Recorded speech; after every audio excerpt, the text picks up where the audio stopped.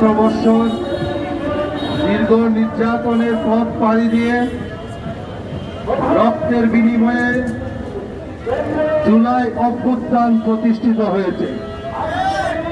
সুতরাং জুলাইয়ের সনদ বর্তমান অন্তর্বর্তীকালীন সরকারের কোনো অনুদান নয়, বরং এই অন্তর্বর্তীকালীন সরকারকে জুলাই যোদ্ধারা প্রতিষ্ঠিত করেছে।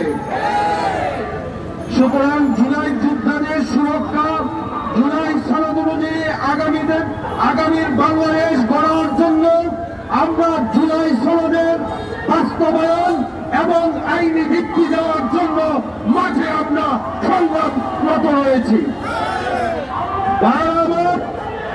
আমাদের দাবিগুলো পরিষ্কার। সরকার, অন্তর্বর্তীকালীন সরকার আমাদের দাবির প্রতি যথাযথ সম্মান দেখাবেন। আজকে আমরা আরেকটি কথা বলতে চাই, শোনা যায়, শোনা কথা আমরা বিশ্বাস করি না। তলে তলে প্রেসিডেন্ট হাসিনার সাথে আপনাদের কারো কারো যোগাযোগ আছে। আমরা বিশ্বাস করতে চাই না আপনারা জাতির সাথে গাদ্দারি করবেন। মনে রাখবেন, জাতির সাথে গাদ্দারি করলে জাতি কোনোদিন ক্ষমা করবেন না।